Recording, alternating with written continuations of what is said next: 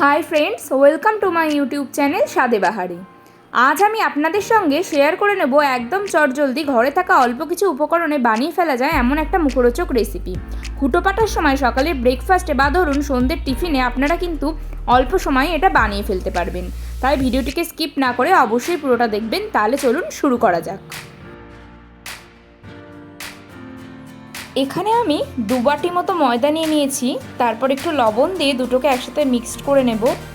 তারপর অল্প অল্প করে জল অ্যাড করব আর এটাকে মেশাতে থাকব। খুব বেশি জল কিন্তু অ্যাড করব না প্রথমেই, তাহলে এটা পাতলা হয়ে যেতে পারে, তখন প্রবলেম হবে।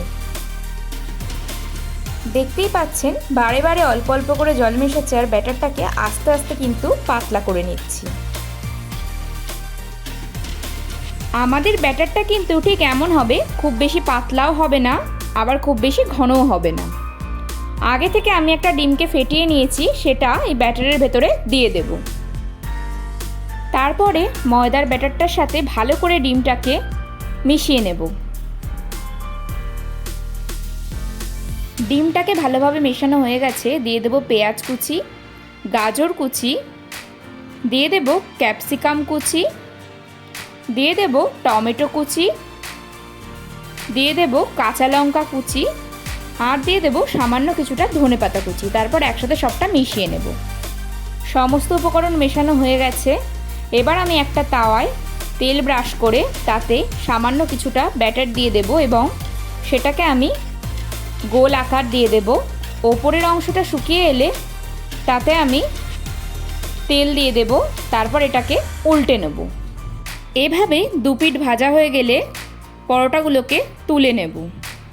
এইভাবে আমি তাওয়ায় তেল ব্রাশ করে সমস্ত সবজি পরোটাগুলোকে কিন্তু একে একে ভেজে নেব।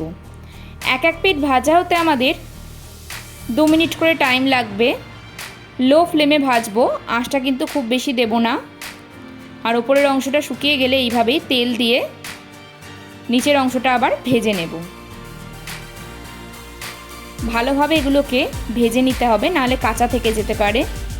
এই ডিম সবজির পরোটাটা কিন্তু খুব চটজলদি অল্প কিছু উপকরণেই বানিয়ে নেওয়া যায় আর গরম গরম খেতেও কিন্তু দুর্দান্ত লাগে। 2 বাটি ময়দা থেকে আমি মোট 12খানা এমন পরোটা বানিয়ে নিয়েছি। আপনারাও বাড়িতে কিন্তু ট্রাই করবেন এবং আমাকে কমেন্ট বক্সে জানাবেন যে কেমন লাগলো। ভিডিওটা ভালো লাগলে অবশ্যই কিন্তু একটা লাইক করে দেবেন। দেখতেই পাচ্ছেন এগুলো কতটা পাতলা হয়েছে। যদি আমার ভিডিও ভালো লাগে অবশ্যই আমার চ্যানেল স্বাদে বাহারেকে কিন্তু সাবস্ক্রাইব করতে ভুলবেন না। আমার ভিডিও সবার আগে পেতে নিচে থাকা বেল আইকনটিকে অবশ্যই ক্লিক করে দেবেন। আজ এই পর্যন্তই, দেখা হচ্ছে পরের ভিডিওতে। ভালো থাকবেন, নমস্কার।